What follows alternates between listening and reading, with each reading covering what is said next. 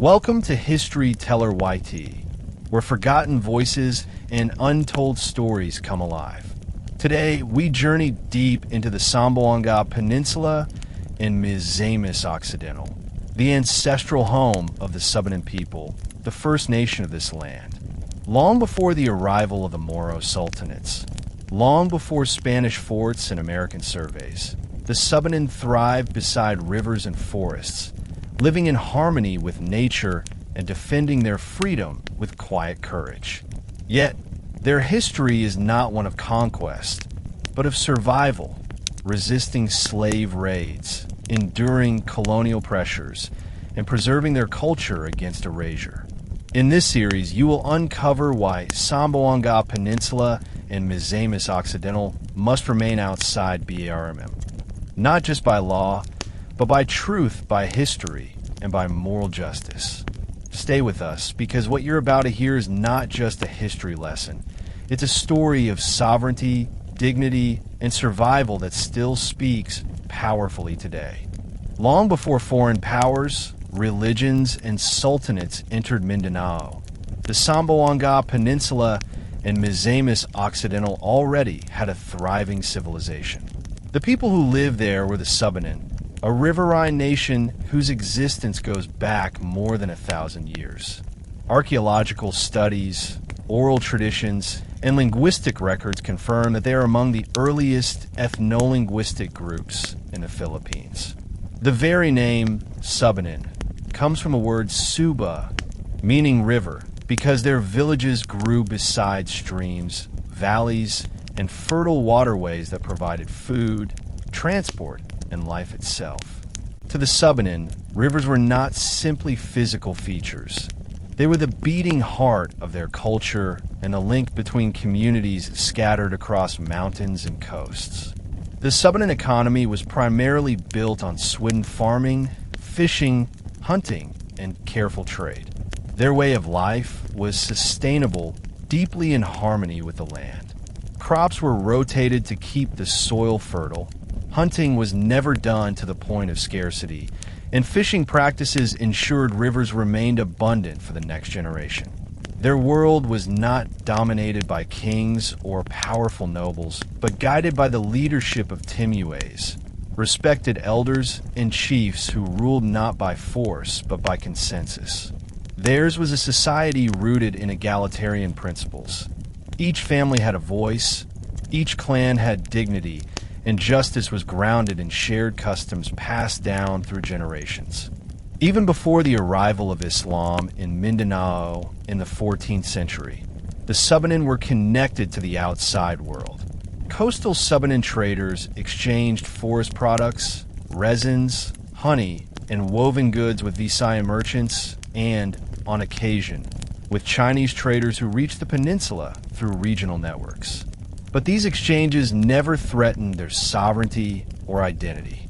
Unlike the centralized sultanates that would later emerge, the Subanen's political organization remained decentralized, ensuring resilience against domination. Their culture, spirituality, and governance were deeply rooted in the land and rivers of the peninsula, giving them a profound claim of belonging that predates all external arrivals. The Subanen people were not only agriculturalists and traders, they were spiritual guardians of the land. Their worldview was deeply animistic. Mountains, rivers, forests, and even the winds were seen as alive with spirits that required respect. Rituals were central to their lives, performed by bulyans, spiritual leaders, and healers, who mediated between the human world and the spirit world. These ceremonies asked permission before farming, hunting, or fishing, showing gratitude to unseen forces for continued sustenance. In this way, Subanen culture maintained balance between nature and human need. Their homes were built on stilts beside rivers, connected by trails and bamboo bridges. Music and oral epics preserve their history, with the agon and gongs echoing across valleys during gatherings. Stories of ancestors were sung, and young generations learned not from written texts, but from listening to the elders who carried centuries of memory. The Subanen identity was collective. One's role was always tied to family, clan, and river community. Decisions about disputes, land use, and alliances were discussed in councils where all voices could be heard. This style of governance stood in contrast to later systems imposed by outsiders, kingships, sultanates, and colonial hierarchies.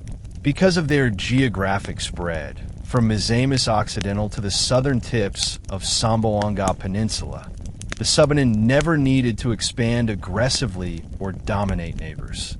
They were content in their ancestral valleys, secure in their identity, and confident in their culture's resilience. They had already laid down roots long before Moro Sultanates or Spanish forts ever appeared. This is why, when discussions about who owns the Zamboanga Peninsula arise, the historical record must begin with the Subanen. Their claim is not just about law or politics.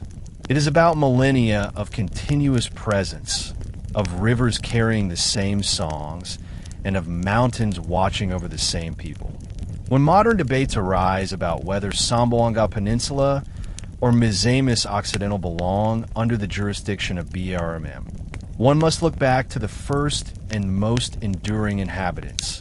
The Subanen were already thriving when Islam arrived in Mindanao during the 14th century. They were there when Visayan raiders sailed, when Chinese traders visited, and when the first Muslim missionaries landed on southern shores. They had villages along riverbanks, fields carved into mountain slopes, and a system of leadership that predates the rise of sultanates. This makes the Subanen not merely inhabitants, but the first nation of these lands. Unlike the later arrivals who established dominions through war, tribute, or religious authority, the Subanen's authority was born of stewardship. Their political structures were not empires, their communities were not slave-holding societies, and their relationships with the environment showed sustainable coexistence.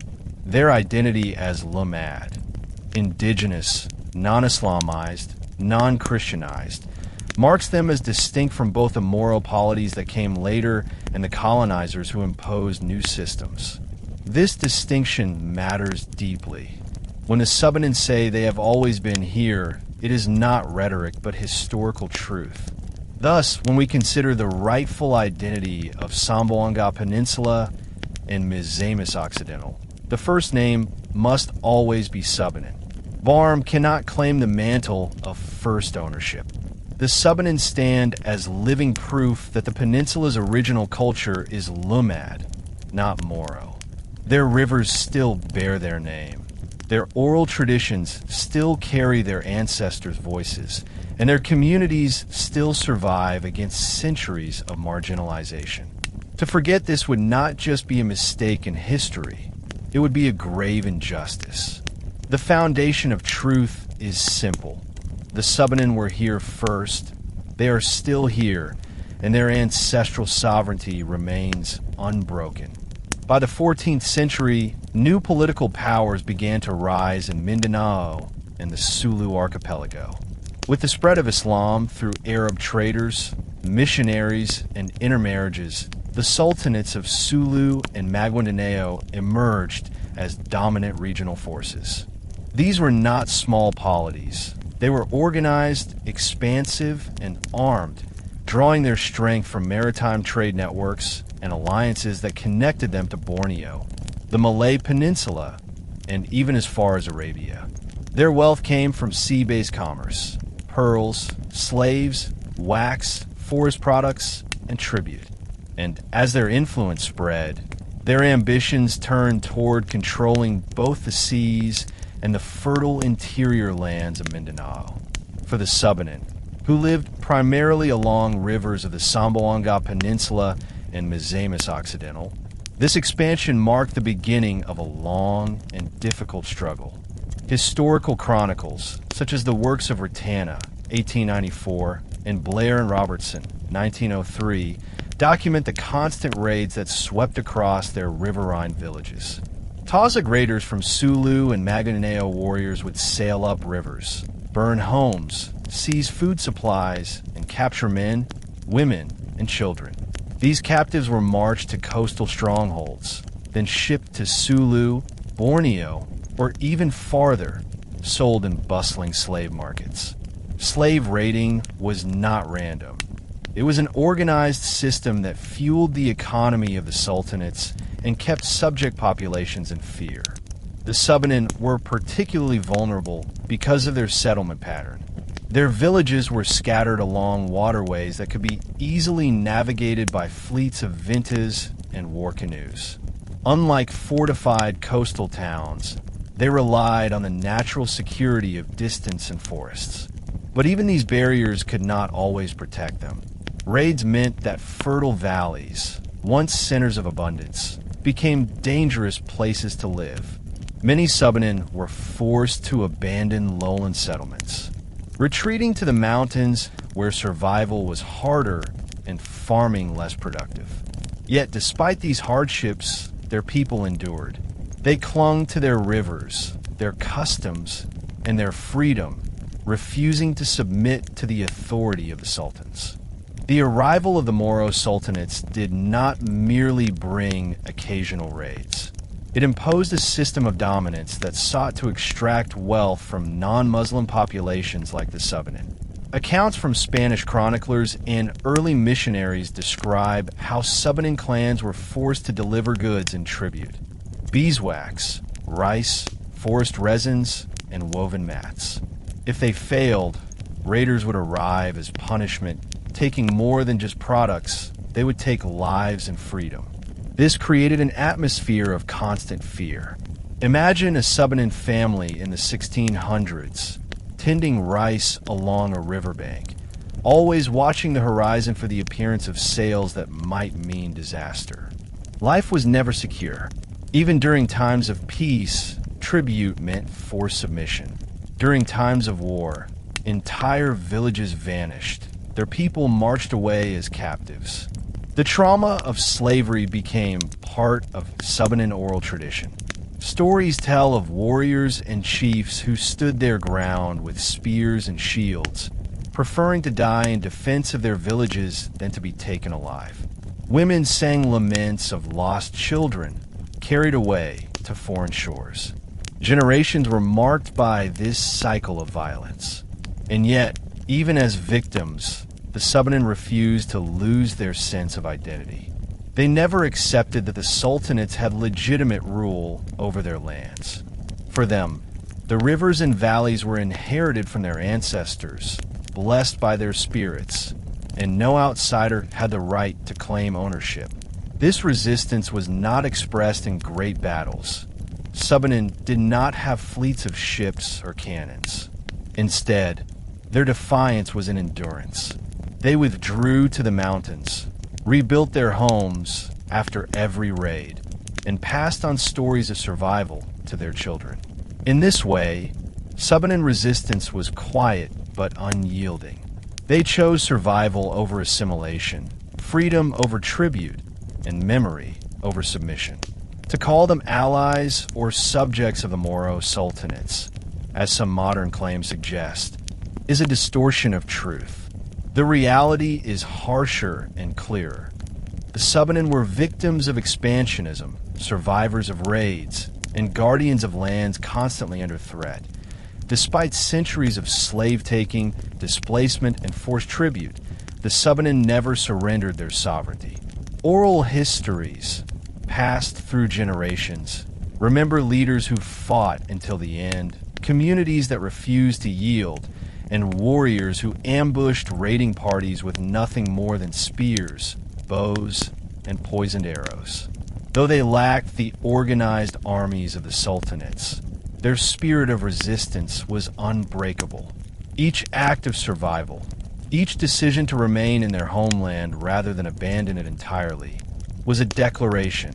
These lands are ours, given by our ancestors, and no sultan can erase us. This historical reality must be confronted when discussing the modern question of BARMM's boundaries. The Subanen were never part of the Sultanate's political community.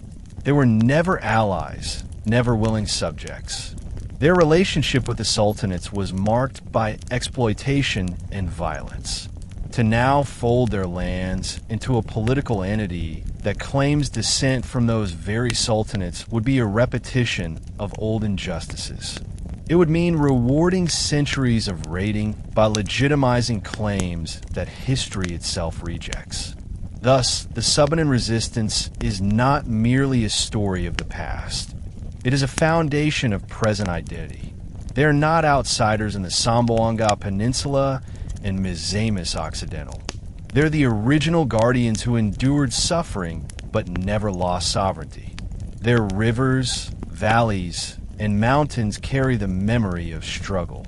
Their songs and rituals echo with the voices of ancestors who refused to bow to foreign domination.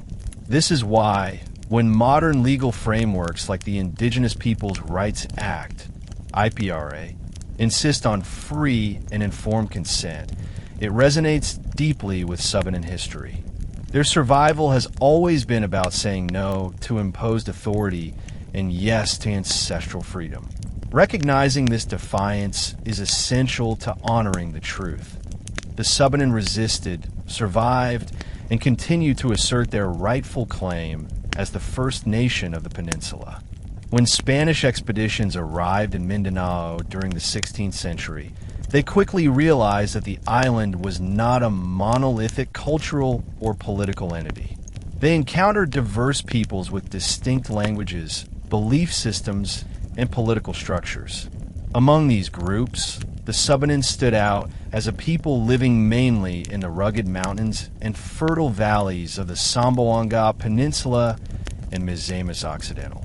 Spanish missionaries and soldiers documented that the Subanen were entirely different from the Moros they had been fighting along the coasts.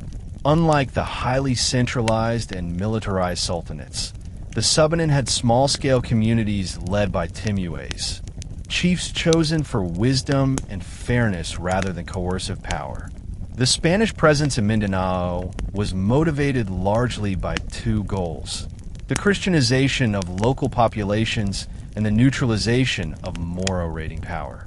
For the Subanen, this meant that Spanish forts, such as those in Tacuren and Misamis, were strategically placed not only to control territory, but also to shield vulnerable inland communities from the devastating slave raids of the Sultanates.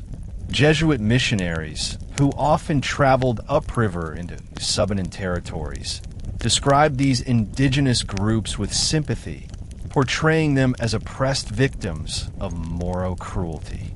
Father Pablo Patels, in particular, called the Subanen the oppressed natives of the Zamboanga Mountains, emphasizing their suffering under constant raids. This framing served Spanish propaganda, but it also reflected genuine realities of Subanen life at the time. The Subanen did not easily convert to Christianity. However, while Spanish missionaries established missions, the Subanen's deeply rooted animistic worldview and their loyalty to ancestral rituals limited widespread conversion.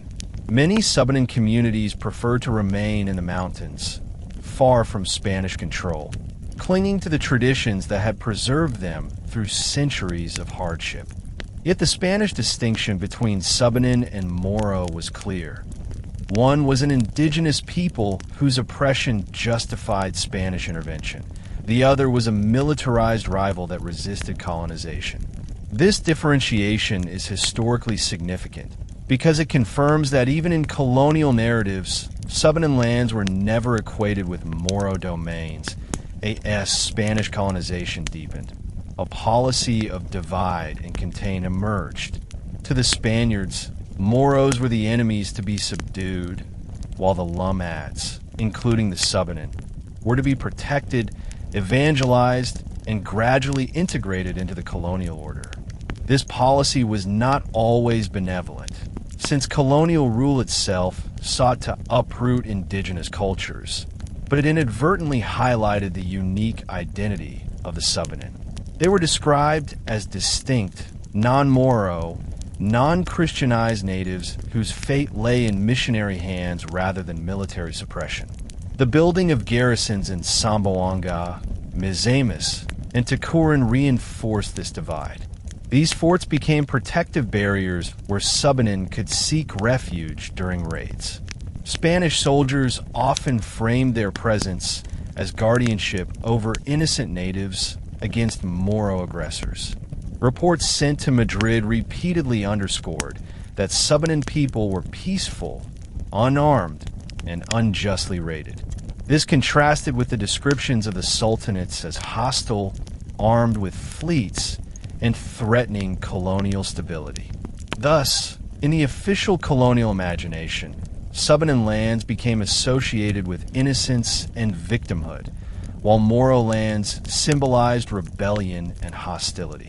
Despite this framing, Spanish influence in Subanen territory remained shallow. Geography played a role. The rugged mountains and thick forests made deep penetration difficult. Culture also resisted assimilation. Subanen continued to practice their traditional rituals, cultivate their land according to ancestral methods, and govern themselves through customary laws. While some families eventually accepted baptism or allied with missionaries for protection, the broader Subanen identity remained independent. What matters most historically is this. Colonial archives consistently categorized the Subanen as a people distinct from the Moros, with lands that were separate from the Sultanates' claimed domains. This recognition undermines any later argument that Subanen territory was historically part of Moro sovereignty by the early 20th century. Following Spain's defeat in 1898, the Americans inherited control over the Philippines. The new colonial rulers brought with them a bureaucratic style of governance that required precise classifications of peoples and territories. For the Subanen, this meant being officially recognized under the broad category of non-Christian tribes, or what we now call Nomad peoples. In reports from the American Bureau of Insular Affairs, 1903, Zamboanga Peninsula and Misamis Occidental were explicitly identified as Nomad lands, not Moro domains. This administrative classification was not arbitrary. It was based on decades of Spanish records and new American surveys that mapped cultural and political distinctions across Mindanao. The Americans pursued policies of pacification toward both Moros and Nomads, but the approaches were different.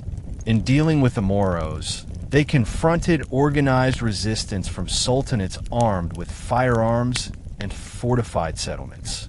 With the Subanen, however, the interaction was softer, focused on building schools, promoting agriculture, and introducing local governance. The Americans considered the Subanen as wards of the state, needing guidance but not posing a military threat. This paternalistic view, while still colonial in essence, further reinforced the idea that Subanen were fundamentally separate from the Moro political system. More importantly, the Americans introduced the concept of land surveys and titles, which, although flawed and often exploitative, again revealed distinctions between territories. Subanen ancestral lands were not registered as Moro Sultanate domains. Instead, they were mapped as tribal areas eligible for protection under evolving colonial policies. Over time, these distinctions laid the groundwork for modern legal frameworks that continue to recognize the difference between Moro homelands and Nomad ancestral domains. Thus, both Spanish and American colonial experiences converge on one critical point. The Subanen are a distinct people, historically separate from the Moros, with lands that were never legitimately under Sultanate rule. This historical truth dismantles any claim that the Zamboanga Peninsula or Misamis Occidental should fall under BARMM today.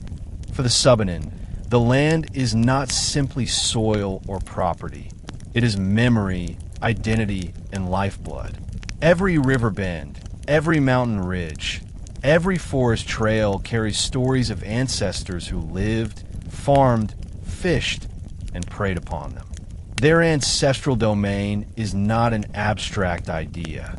It is a lived reality passed from generation to generation. Unlike colonial notions of private land ownership, Subanen stewardship is communal. Land is not sold or alienated, but safeguarded for future descendants. A family tills a swidden field for years, then allows it to rest, returning to another plot while the forest regenerates. In this cycle, the land itself is a partner, not a commodity. The Indigenous Peoples' Rights Act, IPRA, of 1997, Republic Act 8371, gave modern legal expression to this ancient reality. It acknowledges 4 core rights of Indigenous peoples: the right to ancestral domain, the right to self-governance, the right to cultural integrity, and the right to free, prior, and informed consent, FPIC. For the Subanen, these rights are not foreign impositions. They echo the customs that have guided their communities for centuries. Their timuays traditionally decided land use, water sharing, and community disputes based on consensus, a practice now mirrored in the IPRA's recognition of indigenous political structures. The IPRA law also recognizes that ancestral domain is proven not by titles, but by historical occupation. In this regard, the Subanen claim is unassailable. Long before the establishment of BARMM, long before the Moro Sultanates, and long before colonial governments, Subanen villages had already cultivated these lands. They had marked trails, burial grounds, sacred groves, and agricultural terraces that speak of continuous presence. Archaeological findings and linguistic studies cited by scholars such as Giacano, 1998, and records from a National Commission for Culture and the Arts confirm that Subanen culture predates the arrival of Islam by centuries. Thus, when the Subanen demand recognition of their ancestral domain, they are not asking for privilege, but for justice, the restoration of what is rightfully theirs by inheritance and history. While the Subanen claim is deeply historical, it is also firmly grounded in modern legal instruments. The IPRA not only guarantees land rights, but also demands that indigenous peoples give their consent before any project, program, or political arrangement affects their territories. This principle of free, prior, and informed consent, FPIC, is critical when discussing attempts to expand BARMM, to include Zamboanga Peninsula or Misamis Occidental in an autonomous political entity without the clear consent of the Subanen would be a direct violation of Philippine law. It would trample upon the very legal framework that was designed to protect indigenous peoples from centuries of marginalization. Beyond national law, the United Nations Declaration on the Rights of Indigenous Peoples, UNDRIP, adopted in 2007, strengthens this position. Article 26 of UNDRIP explicitly recognizes the rights of indigenous peoples to the lands, territories, and resources which they have traditionally owned, occupied, or otherwise used. Article 32 further emphasizes that no development or political arrangement shall take place in these lands without FPIC. By these standards, any unilateral inclusion of Subanen lands in BARMM would be illegal under international norms. It would ignore the global consensus that indigenous peoples are sovereign over their ancestral domains. Moreover, the Subanen's insistence on their land rights is not a rejection of peace or progress. It is a demand for inclusion on their own terms. They are not opposed to cooperation with other groups in Mindanao. What they reject is being absorbed into a political entity that does not reflect their culture, history, or governance systems. They seek recognition, not assimilation, partnership, not erasure. Their ancestral domain rights form the bedrock of their political stance, ensuring that their survival as a people is not dependent on the goodwill of others, but protected by law and international principle. Ancestral domain for the Subanen is not simply a legal argument to be debated in courts or legislatures. It is a living reality seen in daily life. In the mountains of Zamboanga del Norte, one can find Subanen communities still practicing rituals before clearing a field, offering prayers to the spirits of the land. Along the rivers of Misamis Occidental, elders tell stories of how their ancestors fished the same waters long before the first Spanish ships arrived. In Zamboanga del Sur, timuays still mediate disputes based on customary law rather than imposed statutes. These living practices prove that the Subanen's link to the land is unbroken. It is cultural, spiritual, and practical at once. However, these practices face threats. Logging concessions, mining explorations, and infrastructure projects often encroach upon Subanen territories without proper consultation. In some cases, consent has been forced, manipulated, or bypassed entirely. This is why the Subanen are vigilant about their rights. History has shown them that without strong legal protections, their voices can easily be silenced.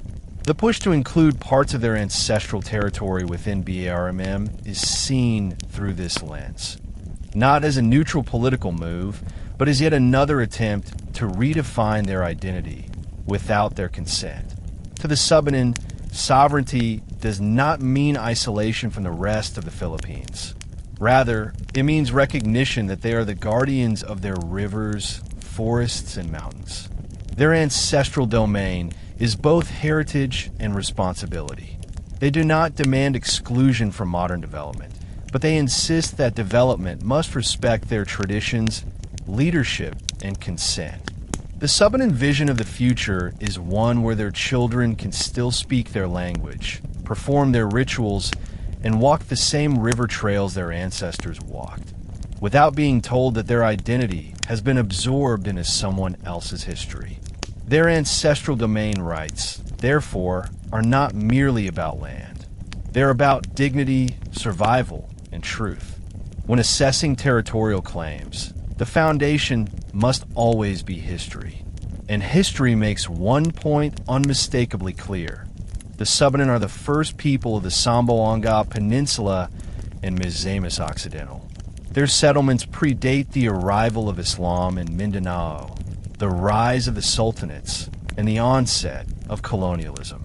Their cultural presence is marked by oral traditions, archaeological finds, and linguistic continuity that trace back over 1,000 years. By contrast, the Moro Sultanates of Sulu and Maguindanao expanded into these areas much later, often through force and raiding rather than peaceful integration.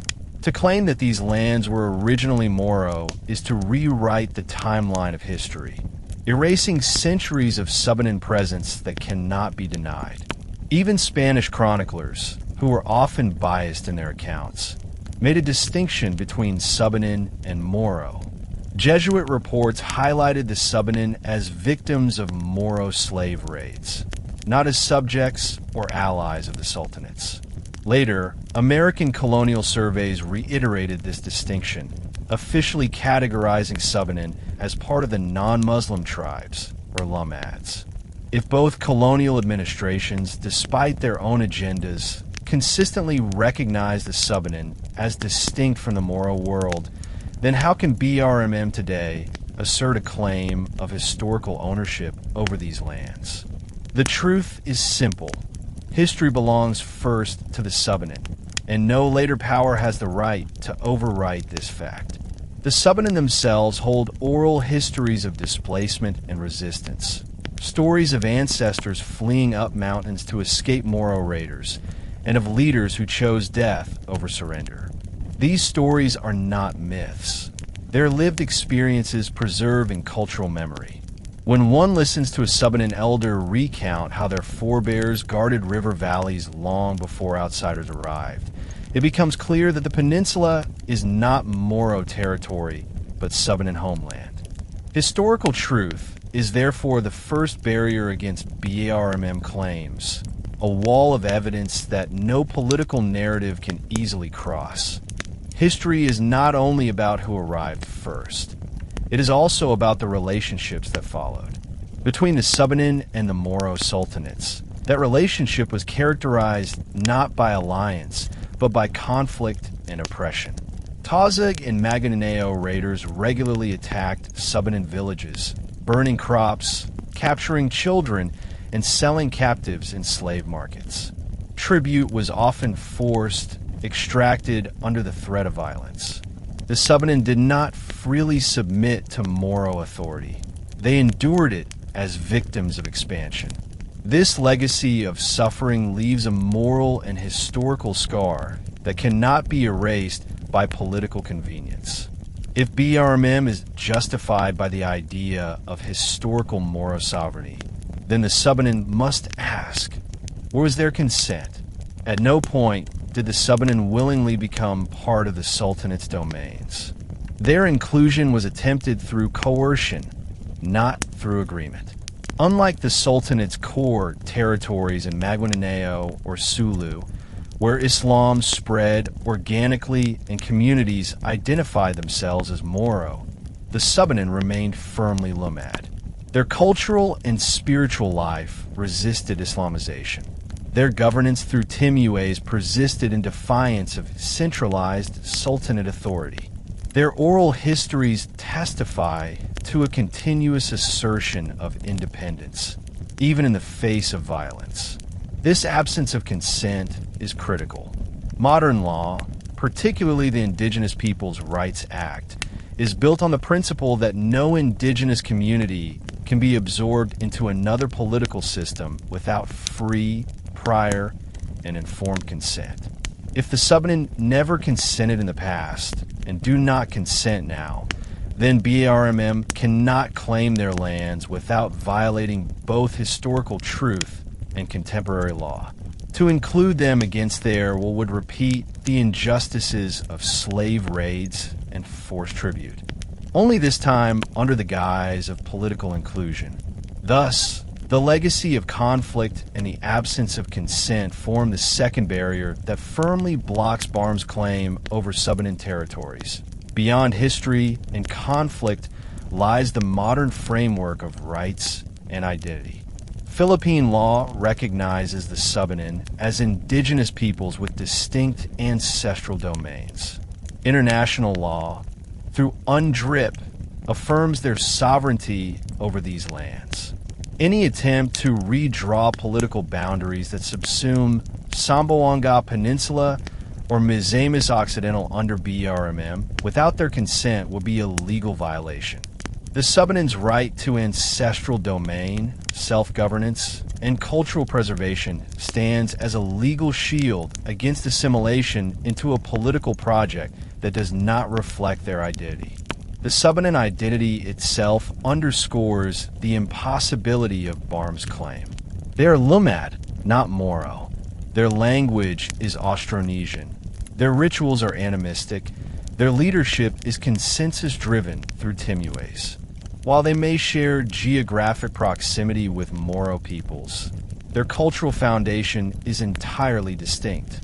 To place them within BARMM is to force a cultural mislabeling, an erasure of the very identity that has survived centuries of pressure. It is to say that their history of independence, suffering, and resistance no longer matters, that only the Sultanate's legacy counts. Such an act would not only distort historical justice, but also risk the slow erasure of Subanen traditions under a dominant Moro narrative. Preservation of identity is not about exclusion, but about respect.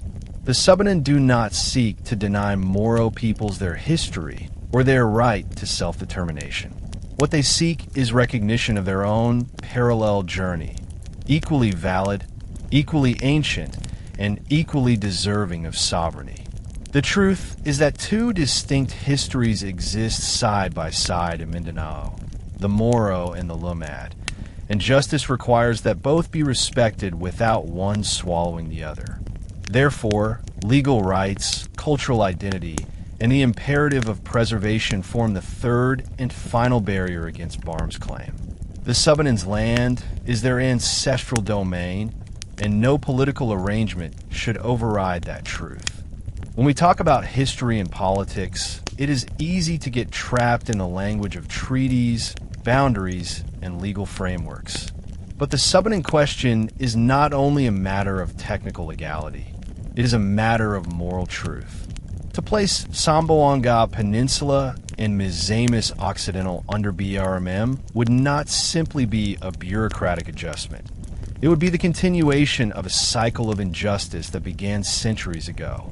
The Subanen were raided, enslaved, and displaced by the very powers that BARMM claims as its historical roots. To reward those centuries of aggression by validating Moro claims over Subanen land is to turn history upside down. It would make victims into losers twice over, first through violence and second through erasure. Moral justice demands recognition of suffering. The Subanen did not voluntarily join the Sultanates. They resisted and endured, even when survival meant fleeing to mountains and living in hardship. Their ancestors' voices still echo in oral traditions. Stories of villages destroyed, families torn apart, warriors who died defending their homes. To ignore these voices is not neutrality. It is complicity in silencing the oppressed. The moral argument insists that peace cannot be built on the suppression of one people's story to favor another's. True reconciliation begins with truth-telling, acknowledgement of harm, and respect for the dignity of all peoples. Moreover, the Subanen have carried their history with remarkable patience. They have not sought revenge against those who once raided them. They have not demanded restitution for centuries of suffering. Instead, they ask only for recognition, that their lands are theirs, that their culture has value, and that their children should inherit their rivers and forests unbroken. If BARMM expands into their territory, this modest demand would be denied. The moral question is therefore stark. Will the Philippines honor its indigenous peoples by upholding their rightful place in history, or will it betray them by repeating the logic of conquest under a new name? Erasing a people's history is one of the gravest moral crimes. It is not only the theft of land, but also the theft of memory, identity, and dignity. If Zamboanga Peninsula and Misamis Occidental were folded into BARMM, the narrative that emerges would place the Subanen under a history that is not theirs. They would be told, "You are part of the Moro homeland," despite the fact that their ancestors suffered at the hands of Moro raiders. Their children would grow up learning that their identity is secondary, absorbed into a larger political project. Slowly, the distinctiveness of the Subanen would fade, not through open violence, but through neglect, invisibility, and the constant rewriting of history. The moral weight of this outcome cannot be overstated. Indigenous peoples across the world have suffered from similar processes of erasure. In the Americas, native nations were pushed into reservations, their languages suppressed, their children forced into schools that denied their heritage. In Australia, the stolen generations of Aboriginal children were raised apart from their culture. These tragedies were later recognized as moral catastrophes. The Philippines must not repeat the same mistake with the Subanen. To erase them by redefining their land as Moro territory would be to commit a quiet cultural genocide, one that wears the mask of political compromise but carries the same devastating consequences. Instead of erasure, the moral duty is preservation. The Subanen's songs, rituals, and governance must be protected, not subsumed. Their right to tell their own story must be defended, not silenced.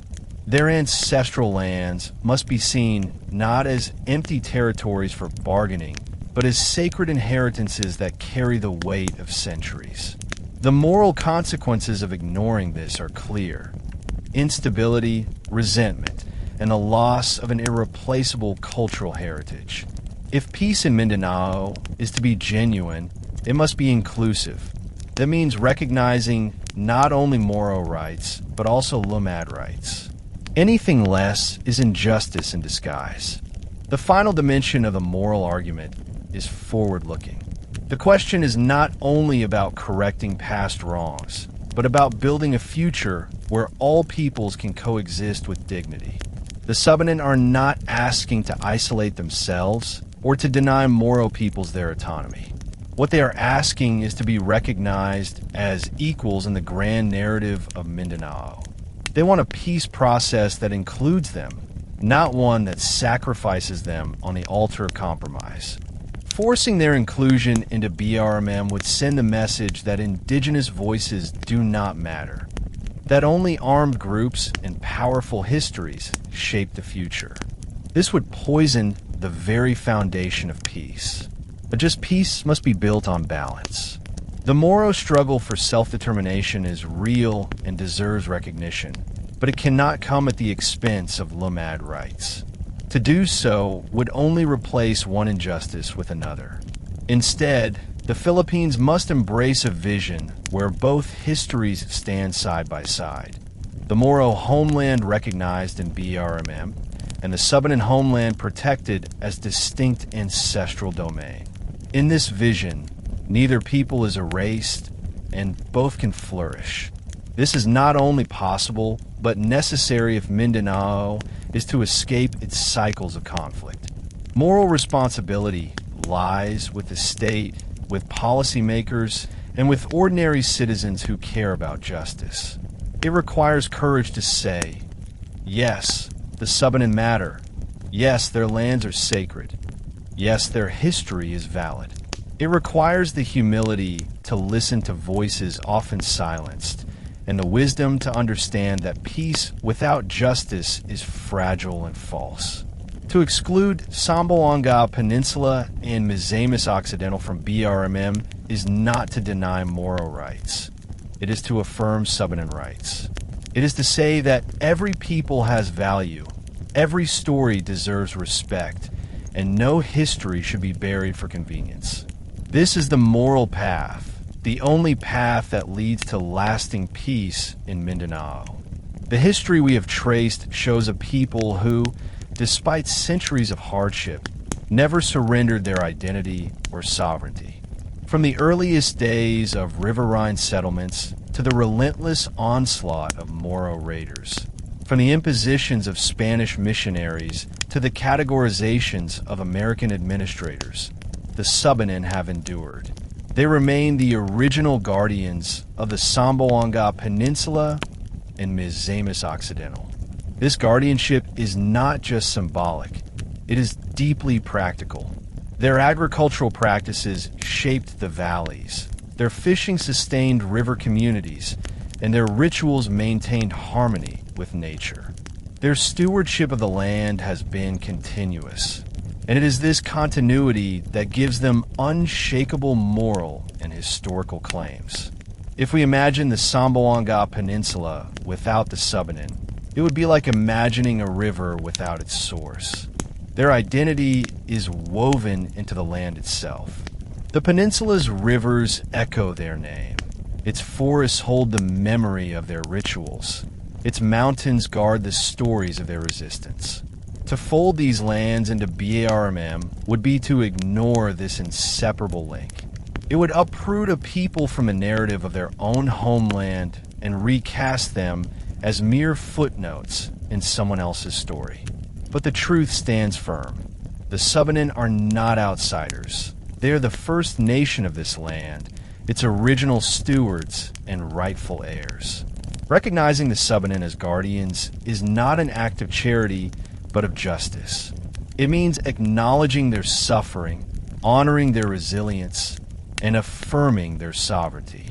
In doing so, the Philippines can correct centuries of neglect and begin to build a future where indigenous peoples are not silenced but celebrated. The Subanen deserve more than survival. They deserve recognition as central actors in the history and future of Mindanao. This recognition is the first step toward a just and lasting peace. The conclusion of this history must not be a mere retelling of past glories or tragedies. It must be a call to action. The Subanen's future depends on strengthening their ancestral domain rights and empowering their timuay leadership. While the Indigenous Peoples' Rights Act and UNDRIP provide strong legal frameworks, laws alone are not enough. Implementation is often weak, and Indigenous communities are frequently sidelined in political negotiations. For the Subanen, real empowerment means ensuring that their councils have decision-making power, that their rituals and customs are respected, and that their consent is genuinely sought in all matters affecting their lands. One of the most urgent needs is education that affirms Subanen identity. Too often, Indigenous children grow up learning a national history that barely mentions their people, as though their story began only when colonizers arrived. Subanen schools, supported by both government and civil society, must teach the full breadth of their heritage, from oral epics to ancestral farming techniques, from the role of bullions to the legacy of resistance. A people who know their history are harder to erase, harder to silence, and better prepared to assert their rights. Education is therefore not just about literacy. It is about cultural survival. Equally important is political representation. Subanen leaders must have a seat at the table in discussions about Mindanao's future. Peace talks, development plans, and boundary negotiations cannot exclude them. Their voice is essential, not optional. Empowering timuays and Subanen organizations ensures that decisions are made with Indigenous perspectives at the center, not at the margins. This is how the Subanen can move from being subjects of history to authors of their own destiny. The future belongs to them, and their leadership must be strengthened to ensure they claim it fully. The ultimate conclusion of this history is a vision of reconciliation built on truth. For too long, Mindanao's narrative has been dominated by the binary of Christian and Moro, colonizer and colonized. The Lumad, especially the Subanen, have often been forgotten, erased, or reduced to background characters. Yet their story is indispensable. Without them, the history of the peninsula is incomplete. Without them, the moral balance of justice in Mindanao cannot be achieved. The path forward must therefore embrace a threefold recognition: Moro rights, Christian settler rights, and Lumad rights. Only in this balance can peace take root. For the Subanen, reconciliation does not mean forgetting the past. They do not ask that the centuries of raids and displacement be ignored. Instead, they ask that these truths be acknowledged, that their voices be heard, and that their place in history be restored. True reconciliation requires honesty about wounds, but also a commitment to healing. It means ensuring that no political arrangement, however well-intentioned, comes at the cost of Indigenous survival. It means that BARMM's legitimacy cannot come at the price of Subanen erasure. The Philippines has an opportunity to set an example for the world, a model of inclusive peace where all histories are honored and all peoples are respected. This means protecting Subanen ancestral domains, empowering their leadership, and celebrating their culture as a living heritage. It also means rejecting any attempt to absorb their lands into political frameworks without their free and informed consent. Justice demands it, history proves it, and morality insists upon it. The Subanen's conclusion is clear. They're the first nation of the Zamboanga Peninsula and Misamis Occidental, and their sovereignty must remain unbroken. When the Spaniards entrenched themselves in the Philippines in the 16th century, their main objective was twofold: to Christianize the local populations and to secure the archipelago against rivals, especially the Moro Sultanates who resisted Spanish intrusion. In Mindanao, this meant building a chain of fortifications designed to contain Moro fleets and to protect communities vulnerable to slave raids. For the Subanen, scattered along the rivers of the Zamboanga Peninsula and Misamis Occidental, these forts became both symbols of foreign presence and unexpected shelters from long-standing threats. Spanish records reveal that forts were strategically placed to defend the coastlines and major river mouths. Fort Pilar in Zamboanga, perhaps the most famous, served as the anchor point of Spanish power in the south. But other smaller forts, like those in Timuay and Misamis, were built specifically to block Moro raiding routes and to provide safe zones for non-Moro populations, including the Subanen. The very location of these forts shows their purpose. They stood not only as symbols of Spanish sovereignty, but also as protective walls between nomad communities and the Sultanates' raiding expeditions. The Subanen did not seek Spanish protection because of loyalty to Spain, but out of necessity. Centuries of exposure to raids had made life precarious in the fertile valleys. With Spanish garrisons present, the Subanen could cultivate land closer to the coasts and rivers without constant fear of sudden attack. Jesuit accounts describe how Subanen families fled to Spanish settlements during times of heavy raiding, finding refuge behind stone walls and gun batteries. For these communities, Spanish forts represented a paradox: foreign intrusion on one hand, but also defense against a far older and deadlier foe. This duality shaped Subanen attitudes toward colonial presence. They neither fully embraced nor wholly rejected it, but they recognized the protection it offered at a time of desperate need. Spanish forts were not only military outposts, they were also centers of missionary activity. Jesuit and Augustinian missionaries often accompanied garrison troops, seeking to evangelize the surrounding Subanen population.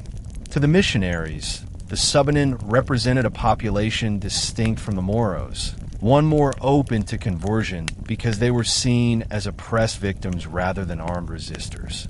Father Pablo Patels, among others, wrote extensively about the Subanen as gentle people of the mountains, emphasizing their suffering under Moro raids. These descriptions were meant to win sympathy in Spain and to justify further colonial investment in the region. For the Subanen themselves, missionary encounters were complex. Some communities accepted baptism, finding in Spanish protection a practical incentive to embrace new faith practices. Others remained firmly rooted in their animistic rituals, wary of abandoning the spirits and traditions that had sustained them for centuries. What is important to note is that even among those who converted, Subanen identity did not vanish. Conversion often became a thin layer over ancestral practices, a way of accommodating colonial power without surrendering the deeper structures of cultural life. The timuay system of leadership continued to operate alongside missionary influence, ensuring that Subanen governance remained intact even under Spanish watch. Spanish soldiers, meanwhile, often viewed the Subanen with a mixture of paternalism and pragmatism. Unlike the Moros, whom they considered dangerous enemies, the Subanen were described as docile and needing guidance. This colonial gaze was patronizing, but it also reinforced the distinction between nomad and Moro in official records. Reports consistently presented the Subanen as victims deserving of Spanish protection, while Moros were cast as aggressors. This dichotomy, though simplistic, became deeply entrenched in colonial archives, shaping how future generations would interpret Mindanao's ethnic landscape. In this way, even biased Spanish documents inadvertently preserve the truth of Subanen distinctiveness, separating their lands from Moro claims. While Spanish forts offered protection, they also introduced new challenges. Colonial presence always carried costs, new forms of tribute, disruption of trade, and the imposition of foreign authority. For the Subanen, the paradox was clear. On one side, stood the Moro Sultanates, whose raids threatened life and freedom. On the other side stood the Spaniards, whose forts provided safety but demanded loyalty and labor. The Subanen navigated this paradox with pragmatism, seeking survival above all. They would accept refuge within Spanish walls when danger loomed, but retreat to their mountain villages when the burden of colonial demands grew heavy. This pragmatism reveals a critical truth about Subanen sovereignty. They were never fully conquered, either by the Sultanates or by the Spaniards. Their strategies of adaptation allowed them to preserve identity in the face of external powers. The forts that shielded them from Moro raids did not erase their culture or replace their governance. Instead, Subanen leaders learned to negotiate, to balance, and to assert autonomy within the cracks of competing empires. This resilience is why their culture survives today, despite centuries of being caught between stronger powers. The broader implication of this paradox is profound. If Spanish forts were necessary to defend Subanen communities from Moro aggression, then it follows that Subanen land were never truly part of the Sultanates to begin with. Colonizers built forts not to invade Moro territories, but to protect Lumad ones. This recognition is vital in modern debates. Zamboanga Peninsula and Misamis Occidental cannot be retroactively claimed as Moro homelands when history shows that even foreign colonizers saw them as distinct. The Subanen's survival under this paradox of colonial protection is not only a testament to their endurance, but also further evidence that their sovereignty remains intact. When the United States took possession of the Philippines in 1898, following Spain's defeat in the Spanish-American War, Mindanao became a new frontier for American administrators. Unlike the Spaniards, who focused largely on Christianization and fortifications, the Americans brought with them the tools of bureaucracy, census-taking, land surveys, and administrative classifications. To govern effectively, they believed one had to map the land and categorize the people. It was within this colonial framework that the Subanen were formally identified and recorded as one of the major non-Muslim indigenous groups of Mindanao. In American records, the term non-Christian tribes became a broad category that included Lumad peoples like the Subanen, Manobo, and Taboli. By contrast, the Moro groups were recognized as a separate category, identified by their Islamic faith and centralized sultanate structures. This distinction, though simplistic, reaffirmed a historical truth. The Subanen had never been part of the Moro world. Official reports from the Bureau of Insular Affairs in the early 1900s consistently noted that Zamboanga Peninsula and Misamis Occidental were inhabited by Lumad peoples, not Moro communities. This bureaucratic act of classification may seem dry and technical, but it carried lasting implications. It placed Subanen lands outside the narrative of Moro sovereignty, embedding this separation into the colonial state's very structure. For the Subanen, American rule was both an intrusion and an opportunity. The intrusion came in the form of surveys and policies that disrupted traditional land tenure systems. Lands that had been communally used for generations were suddenly subject to measurement, mapping, and, in some cases, redistribution. Yet there was also opportunity for the recognition of Subanen distinctiveness created space for their voices to be heard in ways that had been muted under Spanish rule. The Americans, despite their paternalism, saw the Subanen not as rebels, but as wards of the state, deserving of education and development programs. This shift would shape the next decades of Subanen experience under U.S. governance. The Americans placed heavy emphasis on education as a tool of governance. Public schools were established even in remote areas, including Subanen communities, with the goal of teaching English and instilling democratic values. While this system often undermined indigenous languages and traditions, it also introduced literacy and opened new pathways for Subanen participation in the wider Philippine society. For the first time, some Subanen youth gained the ability to read, write, and interact with national institutions on more equal footing. Education became both a weapon of assimilation and a tool of empowerment, depending on how communities engaged with it. In terms of governance, the Americans introduced new political structures that attempted to integrate indigenous peoples into the colonial state.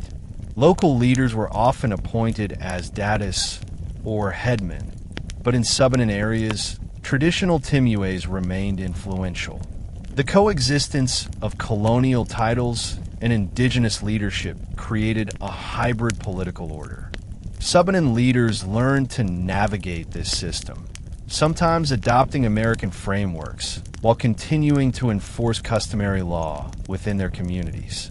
Once again, the Subanen demonstrated resilience and adaptability, preserving their cultural sovereignty within the cracks of imposed systems. Yet American paternalism was always present. Reports often described the Subanen as backward or in need of civilization.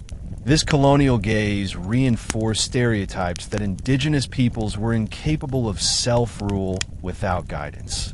While Americans recognized the Subanen as distinct from Moros, they still sought to mold them into compliant colonial subjects.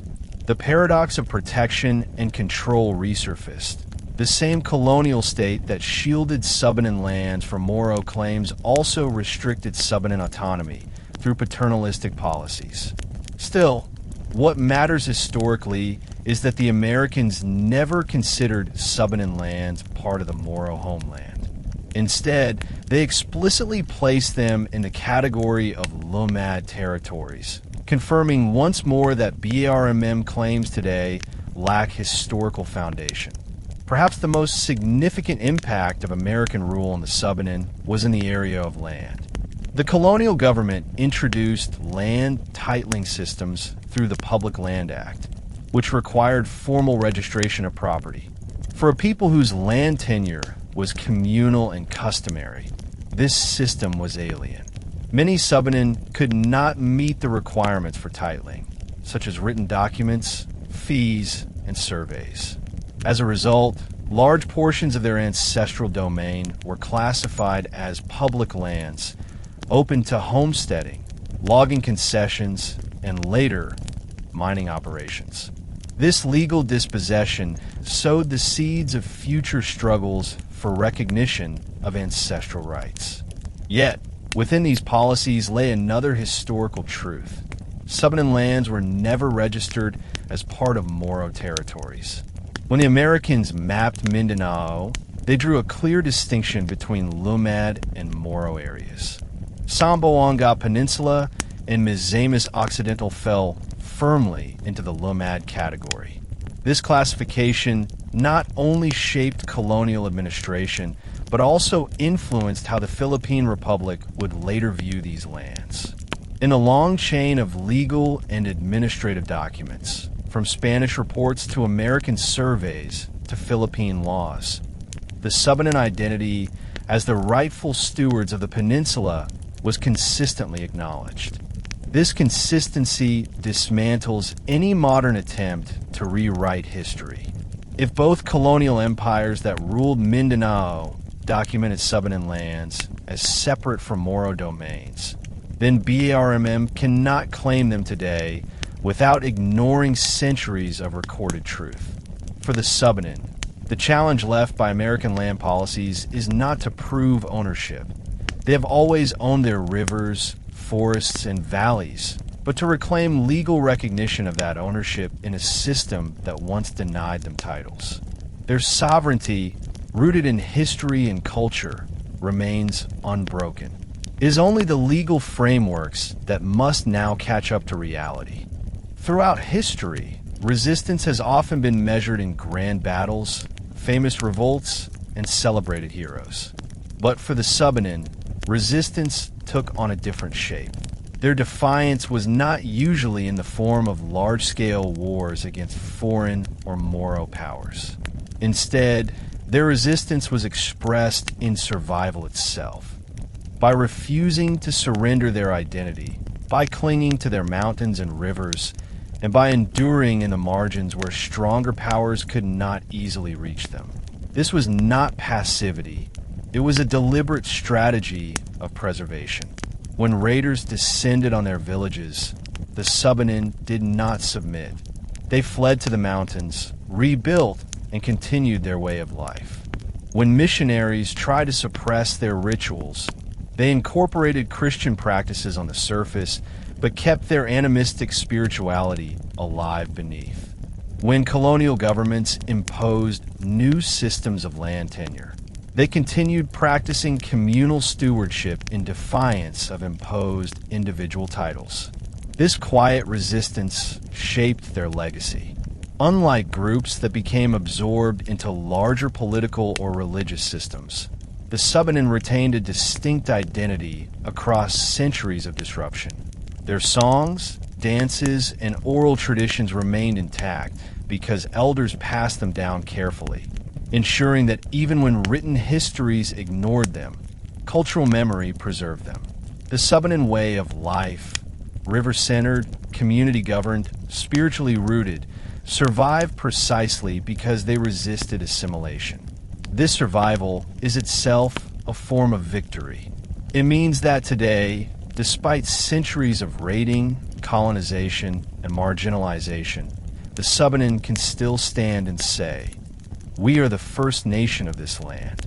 This legacy of silent defiance challenges the modern idea that power only belongs to those who conquer with armies or rule with states.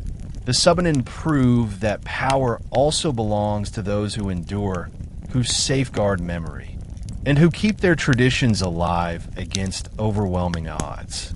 Their resistance may not fill the pages of colonial chronicles, but it fills the hearts of their descendants, who inherit not only land, but also the courage to remain Subanen in a world that has often tried to erase them.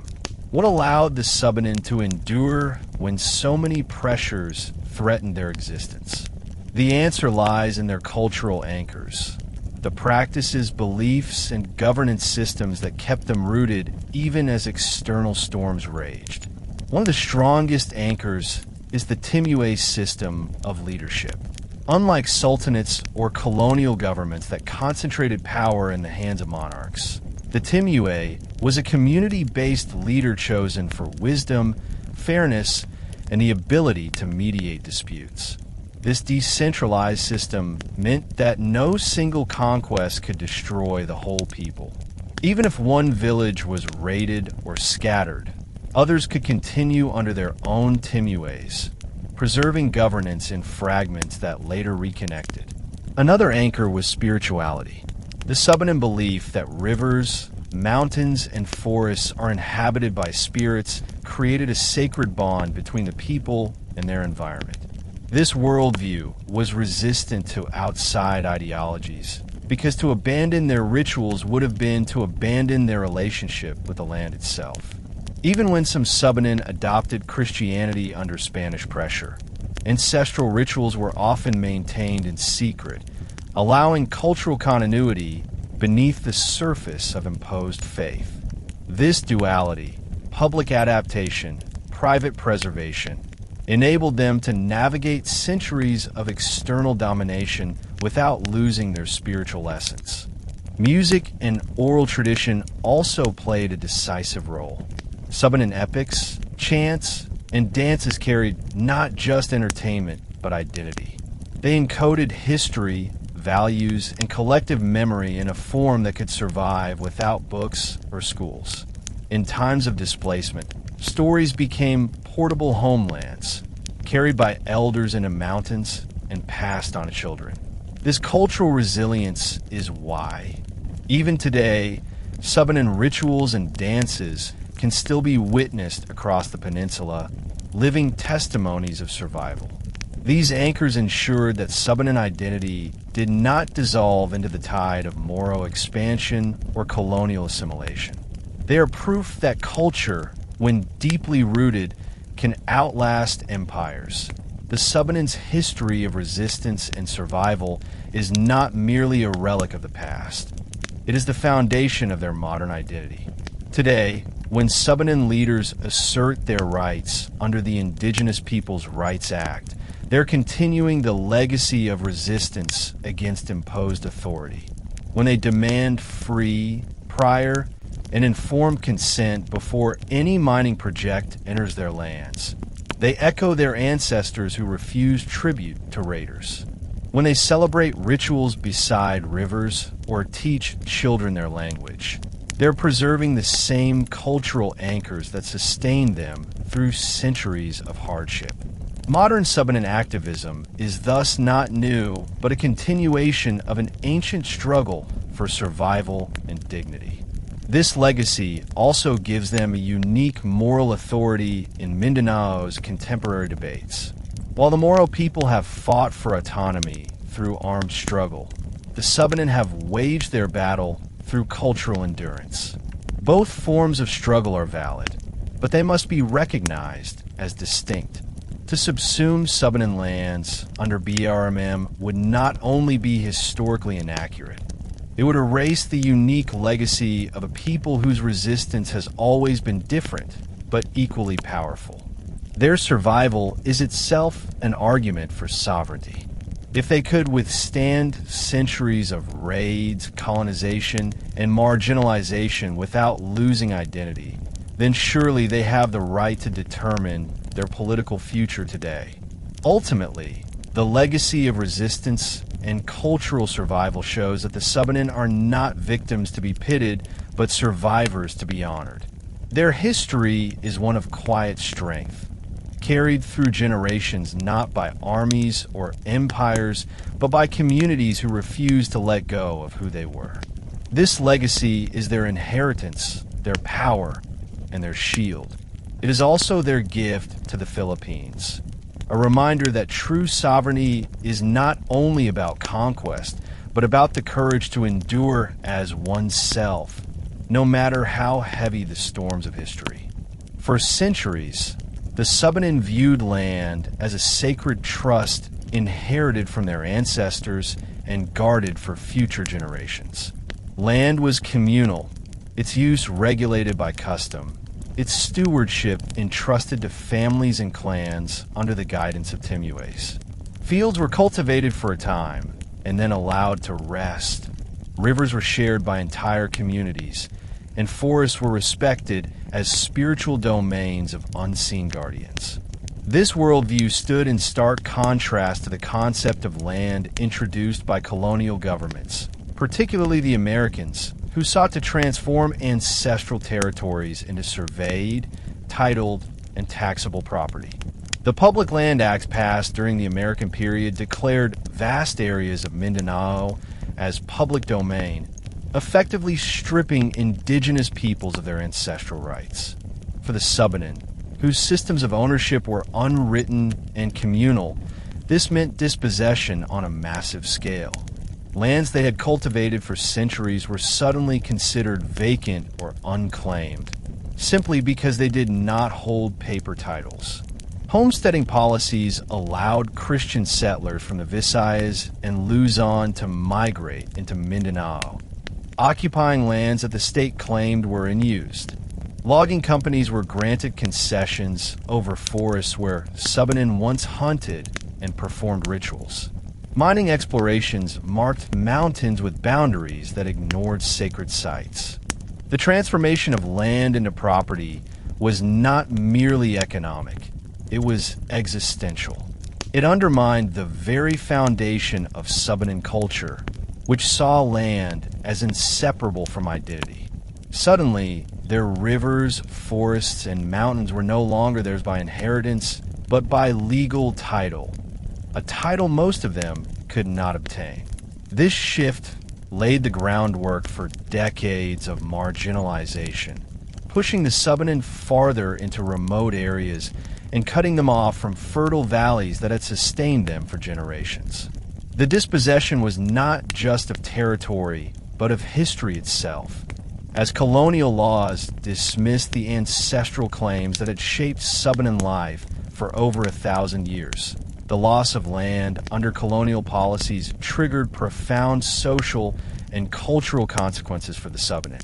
Displaced from fertile lowlands, many were forced into upland areas with poorer soils and harsher living conditions.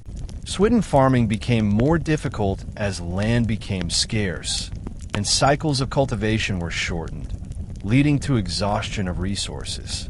Communities that once thrived along riverbanks now struggled for survival in marginal areas.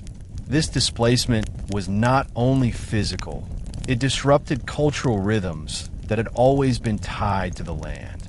Rituals once performed at sacred groves or river confluences were abandoned as these sites fell under settler farms or company concessions. Burial grounds were sometimes desecrated or lost, severing the spiritual ties between ancestors and descendants. Socially, the dispossession created new hierarchies. Settlers who held titles gained access to credit, markets, and government support, while the Subanen, lacking legal ownership, became laborers on lands that had once been theirs. In some cases, they were reduced to tenants or wage workers, dependent on outsiders for livelihood. This inversion of roles, from sovereign stewards of land to marginalized laborers, struck at the core of Subanen dignity. Oral histories from the 20th century often carry laments of elders who witnessed valleys once filled with Subanen farms transformed into settler towns, where their people no longer had a voice. Culturally, the pressure of dispossession fueled assimilation. Some Subanen families, stripped of land and livelihood, converted to Christianity or adopted settler lifestyles in hopes of survival. Others retreated deeper into mountains, clinging more fiercely to tradition. The community was fractured, with some seeking adaptation and others preservation. Yet, despite these divisions, the core of Subanen identity endured. Songs, dances, and timuay councils remained, even if practiced in more isolated settings. The resilience of culture amid dispossession is a testament to the Subanen's refusal to be erased, even when colonial policies sought to erase their presence from the map. Though the colonial era formally ended with Philippine independence in 1946, the dispossession of Subanen lands did not. Post-colonial governments often continued the same land policies, prioritizing development, migration, and resource extraction over indigenous rights. Logging concessions expanded under state licenses. Mining companies dug into ancestral mountains, and infrastructure projects cut across traditional territories. The legal framework inherited from the Americans, centered on titles and state ownership of public lands, remained in place, leaving Subanen communities vulnerable to displacement. This continuing struggle highlights a painful irony. The Subanen, who had survived Moro raids and Spanish neglect, were now losing their lands not to violence but to loss. The bureaucratic erasure of ancestral domain was less dramatic than slave raids, but equally devastating in its impact. By the late 20th century, many Subanen communities were confined to upland villages, their original river valleys occupied by settler towns and plantations. Yet the Subanen never stopped asserting their rights. The passage of the Indigenous Peoples' Rights Act in 1997 was a milestone, offering legal recognition of ancestral domains. But the road to implementation has been long and fraught with obstacles. Applications for certificates of ancestral domain titles, CATs, often face delays, opposition from powerful interests, or manipulation by local politics. For the Subanen, dispossession is not just a historical memory, it is a living struggle. Every mining exploration that threatens their mountains, every logging concession that encroaches on their forests, every political attempt to absorb their lands into BARMM revives the wounds of the past. Yet their endurance continues. Communities organize, leaders invoke both IPRA and UNDRIP, and young Subanen are reclaiming their heritage with renewed pride. The dispossession that once threatened to erase them has instead ignited a determination to fight for recognition. The Subanen survival story is not finished. It continues today in every effort to reclaim their rivers, forests, and valleys as the rightful inheritance of their people. Among the Subanen, leadership has never been based on the concentration of wealth or military might. Instead, it has been rooted in wisdom, fairness, and the ability to uphold ancestral traditions. The timuay, the traditional chief, is not a ruler in the sense of a king or sultan, but a custodian. A person entrusted with the well-being of the community and the stewardship of the land. This difference is crucial in understanding how the Subanen survived centuries of external pressure. Where centralized states could be toppled by war or conquest, the decentralized and communal leadership of the Subanen ensured resilience. Each village had its own timuay, and while they were connected through kinship and alliances, no single leader could dictate overall. This structure prevented the total subjugation of the Subanen by outside forces. The timuay was responsible for mediating disputes, ensuring harmony within the community, and guiding agricultural and ritual cycles. Decisions were made collectively with input from elders and families, reflecting a democratic ethos long before such a term existed. The authority of a timuay was moral rather than coercive. If he acted unjustly, the community could simply withdraw support, rendering his leadership meaningless. This accountability system ensured that leadership remained tied to community consensus, not force. Crucially, the timuay embodied the Subanen relationship with land. He was responsible for maintaining the balance between human needs and the spirits that inhabited rivers, forests, and fields. Rituals before planting, hunting, or fishing were often led by or sanctioned through the timuay, who worked closely with bulyans, spiritual leaders.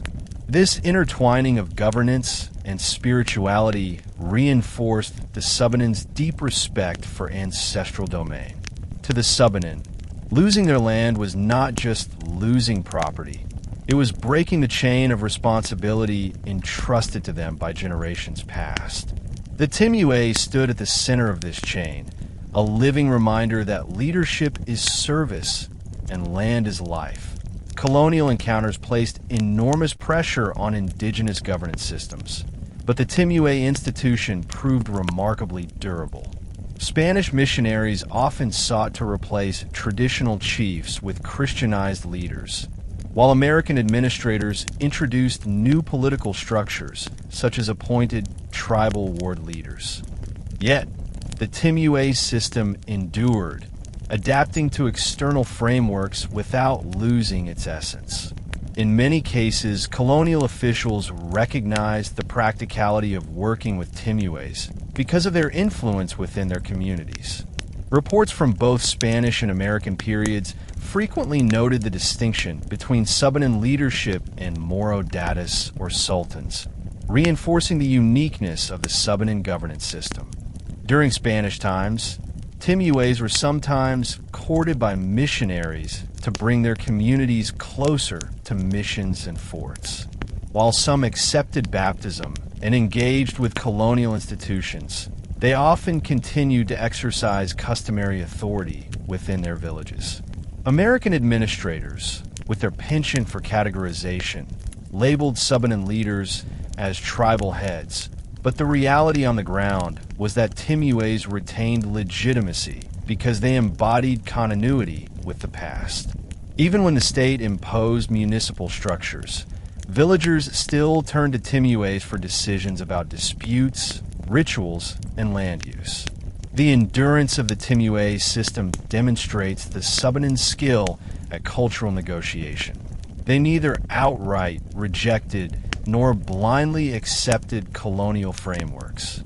Instead, they engaged pragmatically, adopting external titles when necessary, but keeping their core structures intact. This strategy allowed them to survive without losing their identity. When settlers, missionaries, or officials came, the Subanen might show compliance outwardly, but within their communities, the authority of the timuay remained supreme.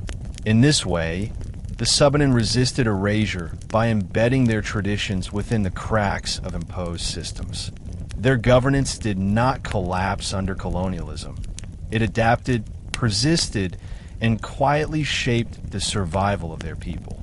Today, the role of the timuay has taken on renewed importance as the Subanen confront modern challenges of ancestral domain, resource exploitation, and political marginalization. The Indigenous Peoples' Rights Act, RA 8371, explicitly recognizes customary governance systems, granting legal standing to the authority of traditional leaders. For the Subanen, this means that timuays are not relics of the past, but active participants in present struggles. They are at the forefront of campaigns for certificates of ancestral domain titles, CATs, leading consultations on development projects, and representing their communities in dialogues with government and NGOs. Modern timuays embody both tradition and adaptation. They still mediate disputes and oversee rituals, but they also engage with courts, bureaucracies, and international organizations. Some travel to Manila to advocate for indigenous rights, while others remain in their villages to ensure cultural practices are preserved. What unites them is their role as protectors of Subanen sovereignty. Whether facing mining corporations seeking to dig into ancestral mountains, or political forces attempting to redraw boundaries under BARMM, timuays continue to assert the principle of free, prior, and informed consent. Their authority is not just cultural, it is legal, moral, and political. The survival of the timuay system is itself proof of the Subanen's resilience. Unlike many indigenous leadership structures that collapsed under colonial or post-colonial pressures, the timuay has adapted and endured. It serves as a bridge between past and future, anchoring the Subanen identity while guiding them in modern struggles. In a world that often seeks to erase small peoples under the weight of larger powers, the timuay stands as a reminder that sovereignty is not measured by armies or states, but by the persistence of leadership rooted in community, tradition, and ancestral land. The future of the Subanen depends on the strength of this institution, which has carried them through centuries and continues to protect them today.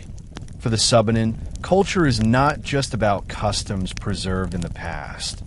It is a living heartbeat that continues to shape daily life. At the center of this culture are rituals, performed to maintain harmony between people, ancestors, and the spirit world. These ceremonies are not empty traditions, but profound affirmations of identity. They remind the Subanen who they are, where they come from, and what responsibilities they bear as guardians of their land. Whether it is a ritual before planting rice, a healing ceremony led by a bullion, spiritual leader, or a thanksgiving for a bountiful harvest, every act is infused with meaning. The Subanen view the world as animated by unseen forces. Mountains are inhabited by guardians, rivers by spirits, forests by beings that must be respected. To offend these spirits is to invite illness, poor harvests, or misfortune. To honor them is to ensure balance. Thus, rituals are not optional. They are essential acts of survival. For example, before opening a swidden field, a family seeks permission through offerings of betel nut and prayers. Before fishing in a river, they ask the spirits of the water for blessing. These practices reinforce the Subanen understanding of land not as property, but as a sacred trust. Their identity is inseparable from this worldview. Yet, these rituals also serve as acts of resistance. During colonial periods, missionaries tried to replace them with Catholic rites, but the Subanen adapted, blending elements without abandoning their essence.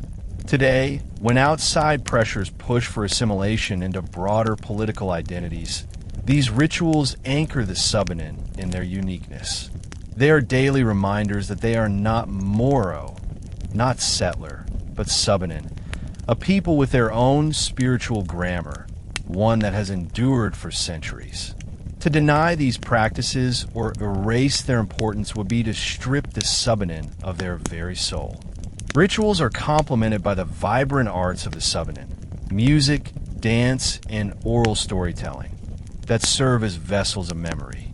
The sound of the agon, a large brass gong, echoes across valleys during communal gatherings. Its rhythm is not just entertainment, but a call to unity, a reminder that the community moves as one.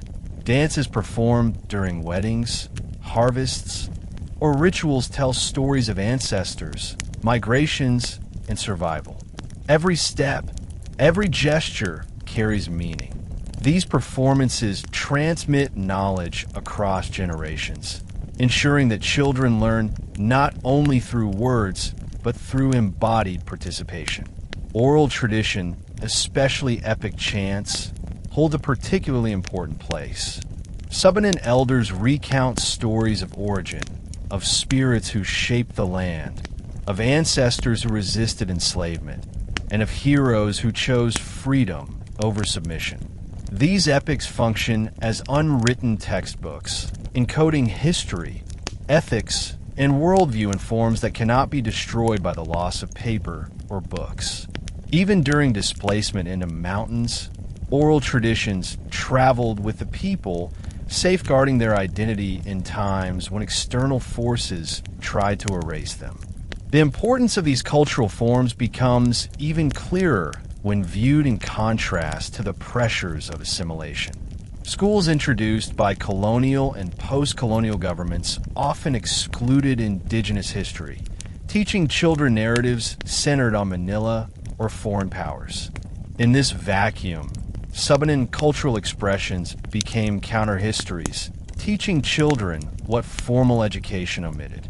To dance a Subanen ritual dance, to chant an epic, to strike the agon, is to declare continuity with a heritage older than colonization or sultanates. It is an act of recognition, saying, we are still here, and we still carry the voice of our ancestors. Despite the richness of their culture, the Subanen continue to face the challenge of recognition in the modern Philippines. National identity has often been framed in terms of Christian lowland Filipinos and the Moro struggle, leaving Lumad peoples marginalized. The Subanen are frequently invisible in textbooks, media, and political discourse. When they are mentioned, it is often in passing as tribal minorities rather than as a nation with their own history and rights. This invisibility is a form of cultural violence. It denies their contributions and silences their voice. The struggle for recognition is therefore central to the Subanen's contemporary identity. Through festivals, cultural schools, and advocacy, they assert their presence in a nation that often overlooks them. Organizations of Subanen youth are reviving language instruction, ensuring that children grow up speaking their mother tongue. Cultural leaders are documenting rituals and dances, not to fossilize them, but to make them living tools of pride. Timuays engage with government institutions, demanding respect for their authority. These efforts are not about nostalgia, they are about survival. Recognition also means protection. When political projects like BARMM expansion threaten to absorb Subanen lands, cultural identity becomes a shield. By affirming their uniqueness, the Subanen insist that they cannot simply be folded into a Moro identity without erasure. They highlight that their rituals, their dances, their governance, and their spirituality all mark them as distinct. In doing so, they demand not only legal rights, but also cultural dignity. Recognition, in this sense, is not charity, it is justice. It means acknowledging that the Philippines is richer because of the Subanen, and poorer if they are silenced. The struggle for recognition is ongoing, but it is also the continuation of centuries of resistance. Just as their ancestors preserved rituals against raiders and colonizers, today's Subanen preserve identity against invisibility and political marginalization. For much of Philippine history, the Subanen have been pushed to the margins of political discourse. Decisions about their lands were made by colonial officials, settlers, or neighboring groups, rarely with their participation. But in the contemporary era, the Subanen are increasingly asserting their voices within Mindanao politics. This shift has been driven by three main factors: the legal framework provided by the Indigenous Peoples' Rights Act, IPRA, the growing recognition of indigenous rights at the international level, and the determination of Subanen leaders to claim their rightful place in regional decision-making. The passage of IPRA in 1997 was a turning point. It gave indigenous communities like the Subanen legal recognition of their ancestral domains and governance systems. It required that their free, prior, and informed consent, FPIC, be obtained before any project, whether mining, logging, or infrastructure, could proceed on their lands. For the first time, the Subanen had a tool to confront both corporations and political actors who sought to exploit their territories. Timuay leaders began to attend consultations, submit formal petitions, and engage with courts. This legal empowerment transformed the Subanen from passive subjects of state policy into active political stakeholders. Yet, the road has not been easy. Many politicians and business interests resist FPIC, viewing it as an obstacle to development. Some Subanen leaders have been pressured, co-opted, or even threatened when they stood against powerful corporations. Despite these challenges, the Subanen have remained steadfast. Their participation in political processes is not just about land. It is about dignity and recognition. Each time a Subanen leader sits at the negotiating table, it is a declaration that their people will no longer be spoken for. They will speak for themselves. This transformation, from margins to active political actors, marks a profound shift in Mindanao's political landscape. One of the most contentious political debates in Mindanao today is the role of the Bangsamoro Autonomous Region in Muslim Mindanao, BARMM. While the establishment of BARMM represents a hard-won victory for the Moro struggle, it also raises difficult questions for non-Moro indigenous peoples like the Subanen. Their perspective is shaped by history, centuries of raiding and displacement under Moro Sultanates, colonial recognition of their distinctiveness, and modern assertions of ancestral domain. For the Subanen, the expansion of BARMM into their territories is unacceptable. It would repeat the injustices of the past by subsuming their identity under a political project rooted in a history that once oppressed them. Subanen leaders have consistently argued that while they respect Moro aspirations for autonomy, their lands and culture must remain outside BARMM's jurisdiction. They point to the IPRA law and UNDRIP as guarantees of their right to self-determination. They emphasize that consent has never been given for inclusion under Moro authority, whether during the time of the Sultanates or in contemporary negotiations. To them, BARMM represents not a step toward peace, but a potential erasure of their identity.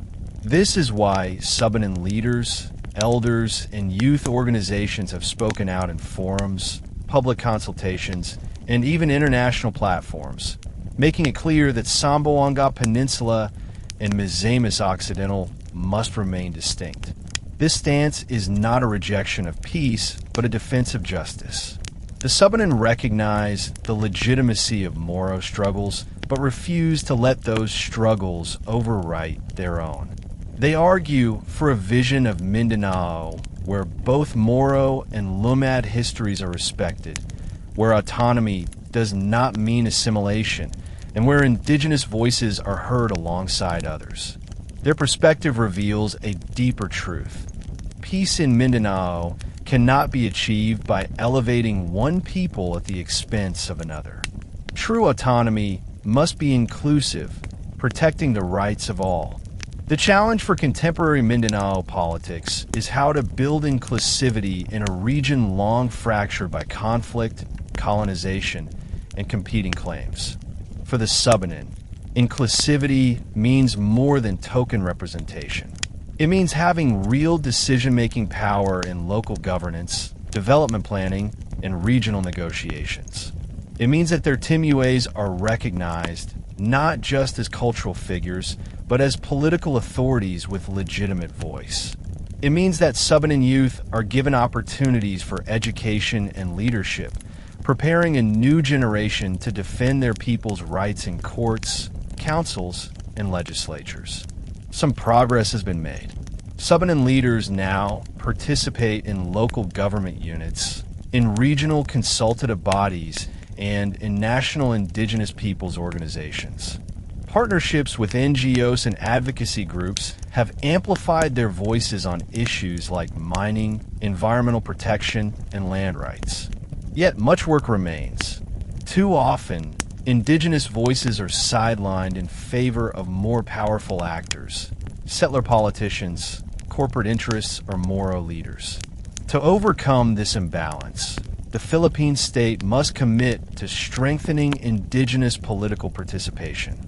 For the Subanen, inclusive politics is not merely about survival. It is about justice and equality. They do not seek to dominate others, but to coexist with dignity. Their demand is simple but profound. Recognition of their sovereignty as the first nation of the Zamboanga Peninsula and Misamis Occidental. If this recognition is honored, the future of Mindanao can be one of shared peace. If it is ignored, old wounds will deepen and conflict will persist. Thus, the path forward must place Subanen voices at the center, not the margins, of Mindanao's political future. Their leadership, born of centuries of resilience, offers wisdom that can guide the region toward a peace that is truly inclusive and enduring. When one looks back at the long arc of Subanen history, a pattern emerges: endurance against all odds. Long before the 14th century, they had already built thriving riverine communities across the Zamboanga Peninsula and Misamis Occidental. They cultivated the land with care, maintained harmony with nature, and governed themselves through the timuay system that prized fairness and consensus. Then came the storms of history, the slave raids and forced tributes of the Moro Sultanates, the colonial impositions of Spain and America, the dispossession under land titling laws, and the marginalization under a state that often overlooked indigenous voices. Through all of this, the Subanen never surrendered. They adapted, endured, and preserved their identity. This continuity is not a coincidence. It is proof of sovereignty. A people who remain rooted in their land for centuries, despite displacement and persecution, cannot be dismissed as mere occupants. They are the original custodians, the first nation of their homeland. Their rivers bear their name. Their songs echo across generations, and their rituals remain alive in mountain clearings and riversides. History tells us that they were never subjects of Moro Sultanates, never fully conquered by colonizers, and never erased by settlers. To deny their sovereignty now, by subsuming them under BARMM, would be to betray the very essence of historical truth. The Subanen's long struggle has always been about one thing: survival with dignity. Their resistance, sometimes quiet, sometimes visible, was aimed at preserving their way of life. They did not seek to conquer others or build empires. They sought only to remain who they were, in the land that was theirs. This moral simplicity gives their claim profound strength. When they say that Zamboanga Peninsula and Misamis Occidental must remain outside BARMM, they're not making a political demand in isolation. They're speaking with the voice of centuries. The Subanen case is not only a historical question, but also a moral one. To include their lands in BARMM would mean ignoring the pain of centuries past, rewarding aggressors instead of honoring survivors. It would mean silencing voices that have already been marginalized for too long. The Philippines, as a democratic nation, has a duty to uphold justice for all its peoples, not just the most visible or politically powerful. Indigenous peoples like the Subanen are often the least heard, yet their rights are the most fundamental. They were here before the nation was born, before the colonizers arrived, before the sultanates expanded. Justice demands that they be recognized as the sovereign custodians of their ancestral domain. Recognition is not just about land, it is about dignity. It means acknowledging the Subanen as equal partners in the national narrative. It means teaching their history in schools, celebrating their culture in national festivals, and ensuring their leadership is respected in governance. It means that their rituals, dances, and oral traditions are not treated as curiosities, but as vital expressions of Philippine heritage. Most importantly, recognition means listening when they say, "We do not consent to being part of BARMM."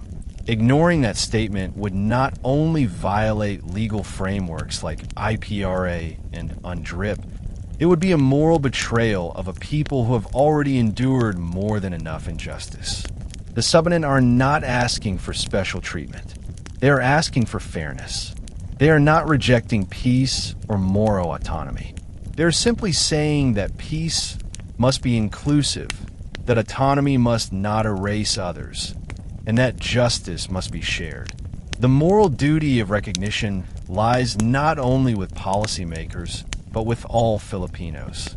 Every citizen who values truth and fairness must stand with the Subanen in affirming their rightful place. As we close this historical narrative, the question that remains is, what future awaits the Subanen? The answer depends on whether the Philippines chooses justice over convenience, inclusivity over erasure, and balance over domination. The Subanen do not demand to be isolated from the rest of Mindanao. They envision a future where they coexist with Moro and settler communities, but on the basis of mutual respect. They want development that respects their rivers and forests, education that affirms their language and culture, and governance that includes their timuays. They want peace, but not at the cost of identity. The path forward must therefore strengthen Subanen sovereignty.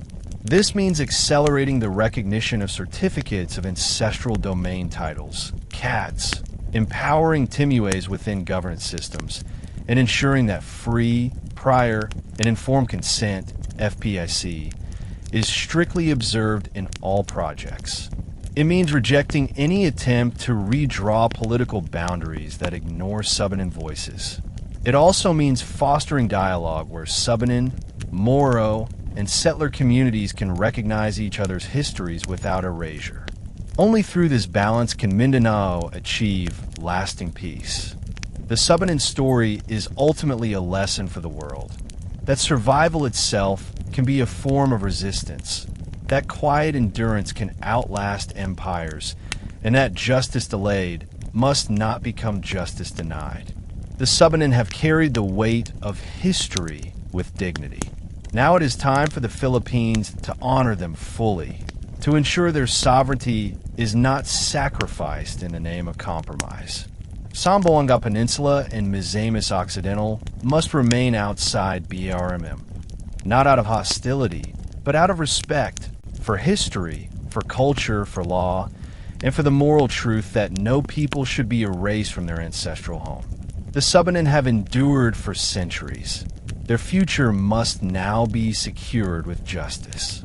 You have just heard the long journey of the Subanen people, from their beginnings as the first nation of the peninsula through centuries of raiding and displacement, to their survival under Spanish forts and American categorizations, and finally to their modern fight for ancestral rights and recognition. The moral of this story is clear. Peace in Mindanao cannot be built by erasing one people's history to favor another. The Subanen never consented to Moro rule. They never surrendered their sovereignty, and their voice must be honored today. On History Teller YT, we believe that history is not just about the past. It is about justice for the present and hope for the future. If you found meaning in this story, remember to join us again as we uncover more forgotten truths, more hidden struggles, and more voices that deserve to be heard. Until next time, may the rivers of the Subanen and the spirit of their endurance remind us all that true peace comes from recognition, respect, and dignity.